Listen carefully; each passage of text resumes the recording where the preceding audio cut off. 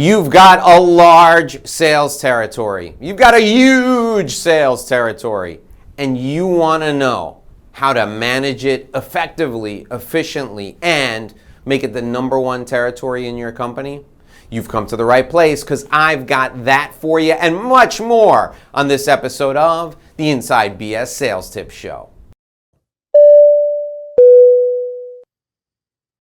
Hi, I'm Dave Lorenzo. Today we're talking about managing a large sales territory. You want to know how to manage a large sales territory? You asked me that question in the comments of another video, so I'm going to answer it for you today. I've got 6 tips. Well, that's 7. I've got 6 tips for you for managing a large sales territory. The 7th tip, the 7th thing, is something you're never going to want to do ever in a million years, because if you do it, it'll screw up everything you've worked so hard for. So stay with me till the end of this video, because I'm giving you the 7th thing, the 7th tip, because the 7th tip is the one thing you should never do. It's one thing I did, and it almost killed me. So you're going to want to make sure you stay with us all the way to the end, to the 7th tip. Let's dive right into the content. How to manage a large sales territory. First and foremost, you've got to create a system for managing productivity. That means managing your productivity and managing the productivity of the sales team. So how do you create this system? The first thing you should do is you should create a list of things you have to accomplish every week, and then put them on your calendar. This is your personal productivity system as a sales manager. You've got a large sales territory to manage, so you need to list out your priorities for the week and then slot them into your calendar. Identify places where they fit in your calendar so you know what you're going to do when. Managing your own personal productivity means you live and die by the calendar. Everything you're going to do goes in the calendar. Then, at the end of your day, you list out all the things you've accomplished. Why are you doing this? So you can feel good about yourself. Your confidence is critical to your success. Managing a done list, not a to-do list, is the way to feel good about your productivity. So look at your calendar, look at what you actually did, write down what you actually did, reconcile the two, and feel good about yourself. After work, have a beer and congratulate yourself because you got a lot of stuff done today. That's how to manage your personal productivity. Now, how to manage the productivity of your team. Here's what I recommend you do. If you have a huge number of reps on your team, once a month, schedule a 20 to 30 minute meeting with each rep one time a month and call it a productivity meeting. Have them detail everything they've accomplished in the last 30 days and have them get it in a 10-minute meeting with you. It can be a phone meeting, it can be a Zoom meeting, it can be virtual, it can be in person. If you want to do it as a breakfast with your local team members, 4 or 5 people, go around the table, have everybody tell you what they've done. That's a great way to do it. If you don't hold them accountable for accomplishing certain tasks every month, they're not going to do certain things. So having a productivity meeting once a month with your team is essential. That's the way you manage their productivity. All right, you've got personal productivity tip there. You got a team productivity tip, and that's just tip number 1. I've got 6 more tips for you, including tip number 7, the one thing you shouldn't do. It almost killed me. I don't want it to kill you. So join me for tip number 2 right now. Here we go into tip number 2. So you're managing a large sales territory, and you want to know what the second thing you should be focusing on is in order for you to be successful. Look, I get it. I manage the entire United States for one company. Now, in my own company, as the CEO, I basically manage the world. So I manage the largest sales territory possible. Look, as a sales manager, you may have dozens or maybe even 100 salespeople or more that you're responsible for. So point number 2 is absolutely critical, and that's frequent communication. It is an absolute requirement for you to be successful in managing a large sales territory. Now, when it comes to frequent communication, the things to think about are communicate as much as is necessary, but don't overwhelm people with activities or points of communication that really aren't critical to their success. For example, company news updates like promotions or charitable initiatives that your company's doing. These are good things for your sales team to know. It's important for them to know these things, but you don't have to share them every day or even every week. Once or twice a month for general company news is good enough communication. The things you need to communicate about frequently are things that are going to impact them on a hierarchy of their needs. So the most frequent communication should be about their personal needs, so their pay or their activity or their specific territory focus. Those things, it's essential they know them as soon as they come up. So if their commission is going to be delayed, God forbid, that's one of the worst things that can happen, but if their commission is going to be delayed, they should know as soon as you know. If there's a change in their territory or there's a new focus or a different focus for them when it comes to a territory, they should know that as soon as possible. If there's something that has a direct impact on them personally, frequency of communication about those things is essential. Call them multiple times a day about those things because those are the things that are really important to them. The broad company stuff, don't worry about frequency of communication with that if it doesn't affect their day-to-day well-being. Frequency of communication is essential when there are specific things that are essential to them. So the communication is essential when there are things that are essential to them that have to be addressed.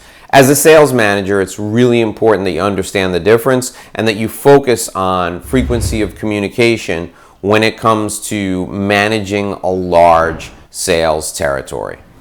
Tip number 3 for managing a large sales territory is show up as often as is practical.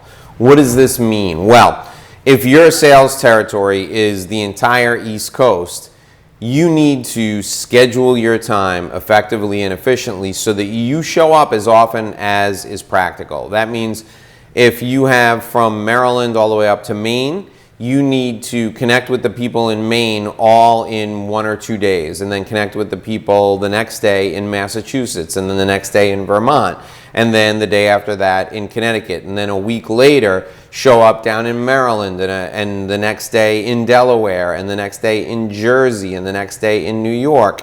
And then the day after that, you show up in, say, New Hampshire. You need to make it a point to schedule time with each of your sales reps, but do it effectively and efficiently.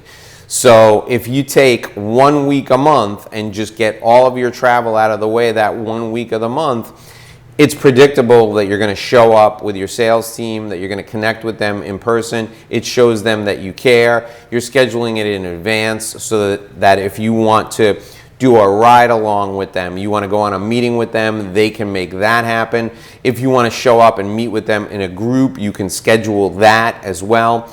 My focus for you is to be unintrusive when it comes to your sales team, but also to help them keep sharp, to help them stay focused, and to help remove any barriers they may be facing. This means that you need to plan your day very carefully and show up as often as is practical and possible.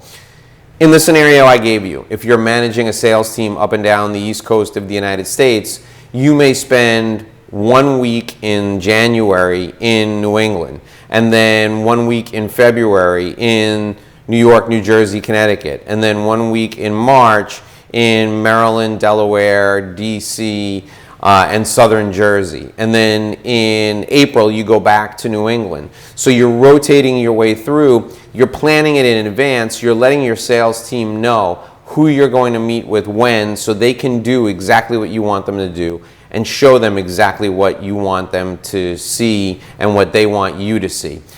This predictability and consistency is what will make you one of the great managers. So show up as often as is possible and be predictable and be consistent when you do.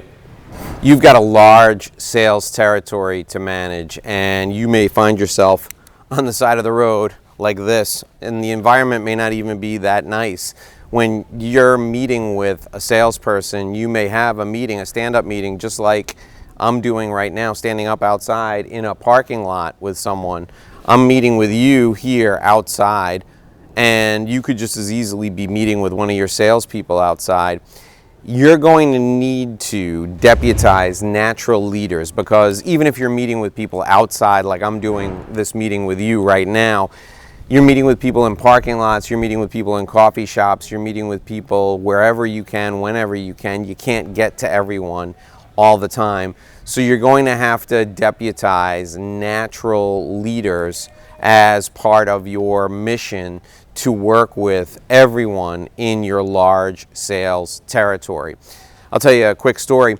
Back when I was working in the hotel industry, I was the general manager of a Courtyard by Marriott, and the regional manager for that territory handled from Maine all the way down to Virginia.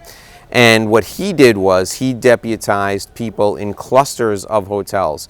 Each cluster manager had 3 hotels that they were responsible for, their own and 2 others. And they were like mentors to those of us who were newer to the general manager role. This was a great way to deputize people to help reach out and not only facilitate communication, but develop the skill set that was required.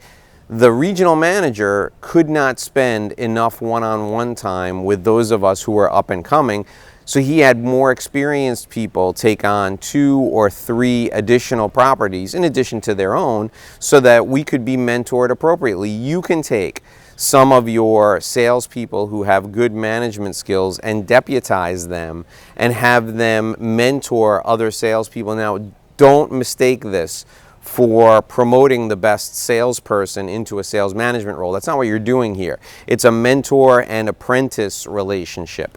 They're teaching other salespeople how to sell, using their style, using their methodology, and they're selling themselves while they're doing this. They're selling in their own territory as well as mentoring other salespeople. So it takes a unique individual to be able to pull this off, but you can find those people in your territory and deputize them. So that's how you manage a large sales territory. That's point number 4. Join me right now for point number 5. It's time for point number 5 and how to manage a large sales territory. So we've given you 4 great tips so far. This is point number 5. Be sure and stay with us, by the way, through point number 7. Point number 7 is the one thing you never ever want to do. It's the one thing that'll get you in all kinds of trouble. So make sure you stay with us all the way through to point number 7. So managing a large sales territory involves a whole host of things, and they all have to come together and work seamlessly. But the one thing that will gum up everything, the one thing that will screw up your entire strategy to manage a large sales territory is unnecessary meetings. So if you want to be successful in managing a massive sales territory, managing a really large sales territory, you've got to eliminate unnecessary meetings. I don't know what it is, but leadership in companies, whether it's a big company or an entrepreneurial venture that all of a sudden thinks they need to be more corporate, they love to have meetings. They love to bring the salespeople in off the road and have them talk about, I don't know, whatever it is they talk about.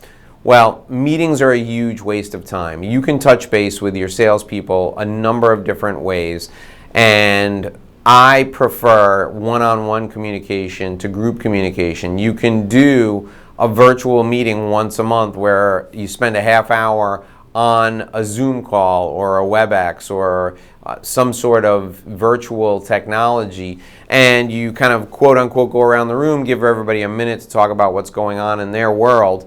That should be the extent of your meetings.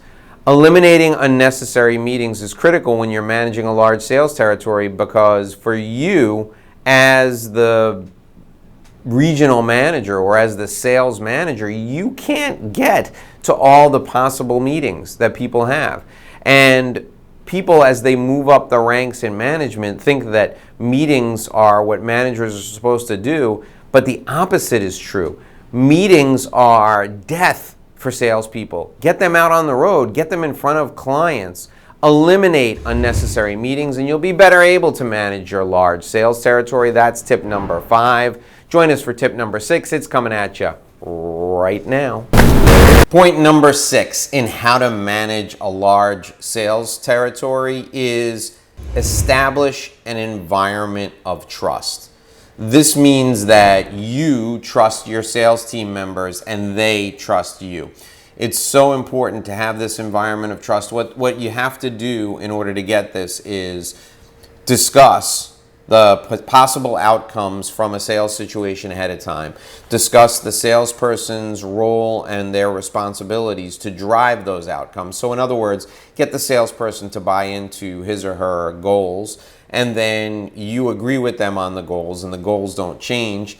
And then you do what you can to help them achieve those goals. This might mean that you help them by getting barriers out of the way. It might mean you help them by participating in a team sales effort. It might mean you help them by giving them a little leeway when it comes to their territory or some of their sales tactics. Establishing an environment of trust comes from 3 specific things. Number 1, predictability of the way you act and react. Number 2, frequency of communication. And number 3, being fair but firm and respected. So let's take each of those. First and foremost, let's take number 1. Predictability in the way that you're going to act. This is why we have a sales process, right? You want to make sure that you follow the sales process and that you're consistent and your salespeople know what your behavior is going to be because they know what the sales process is. Number 2, consistency and frequency of communication. This is critical because you need to do the same things at the same time over and over again. You need to have standing communication sessions, which are meetings or phone calls with your sales team members, and they will know what you expect of them because you communicate with them frequently. And then the third element is making sure that everyone is always on the same page, and you do that by talking to and communicating with your sales team members and understanding that they're people and you're a person and you speak to them on a human-to-human basis. That empathy that you have for your clients also has to extend to your sales team members. And really, point number 3 is treat your sales team members like they're your internal customers, because they are. Sales managers need to behave as if their sales team members are internal customers. You're fair but firm. You're not a pushover, and you treat everybody the same way when it comes to following the rules, but you are respected. You don't have to be liked as much as you have to be respected. So you're fair but firm with your internal customers as well as your external customers.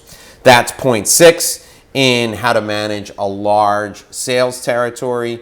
Creating that environment of trust is essential because you're not going to be able to be in person with them as often as you would if you were really close by. So frequency of communication, establishing an environment of trust, and making sure that you're fair but firm is essential to managing a large sales territory. We'll be back for point number 7. The thing you should never do. Point number 7 is so important. It's the thing you should never do. Make sure you join me for point number 7 right now.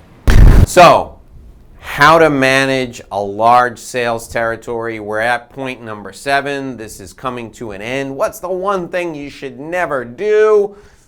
Before we get to that, I got to remind you this is just one video in a series. So, please follow the link. You'll see it right up there. You'll see it at the end of the video. Follow the link. Watch the other videos in the series. It's going to make you a better sales manager. This series is designed with you in mind. We're answering the questions you sent us.